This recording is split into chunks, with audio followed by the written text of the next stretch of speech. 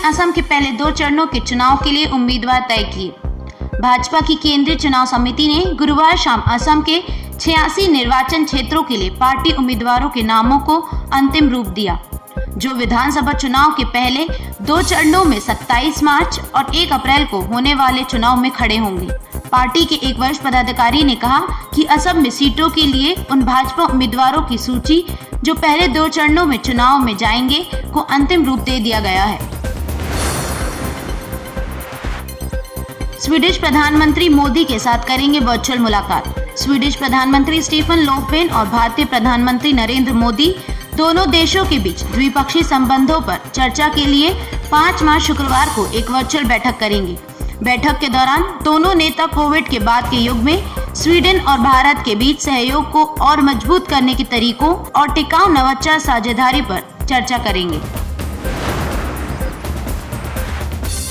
चुनाव से 14 दिन पहले पश्चिम बंगाल जाएंगे राकेश टिकैत। केंद्र द्वारा पारित 3 कृषि कानूनों के खिलाफ दिल्ली की सीमाओं पर प्रदर्शन कर रहे किसान भविष्य के लिए रणनीति बना रहे हैं। अपने इस प्रदर्शन को लेकर जागरूकता का प्रसार करने के लिए एक रणनीति के रूप में इन्होंने देश में होने वाली महापंचायतों की श्रृंखला की घोषणा की है, जिसमें चुनाव वाले राज्य भी शामिल हैं।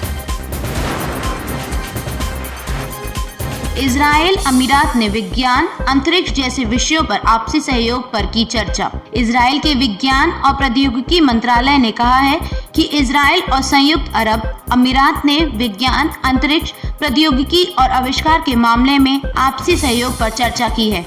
समाचार एजेंसी सिन्हुआ ने गुरुवार को अपनी रिपोर्ट में बताया कि मंत्रालय की महानिदेशक शाइली स्पिगलमैन ने इजराइल में अमीरात के राजदूत मोहम्मद महमूद अल खाजा के साथ एक बैठक में भाग लिया और दोनों पक्षों के बीच हुई इस बातचीत को उत्कृष्ट करार दिया।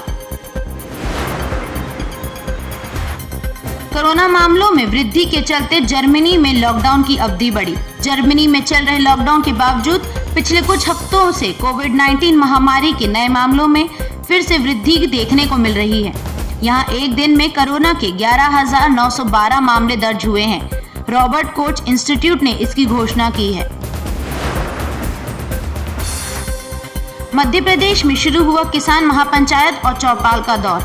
केंद्र सरकार ने 3 कृषि कानूनों के खिलाफ किसानों को लामबंद करने के लिए मध्य प्रदेश में राजनीतिक दलों के नेताओं ने गैर राजनीतिक किसान महापंचायत और चौपाल के आयोजन का सिलसिला शुरू कर दिया है।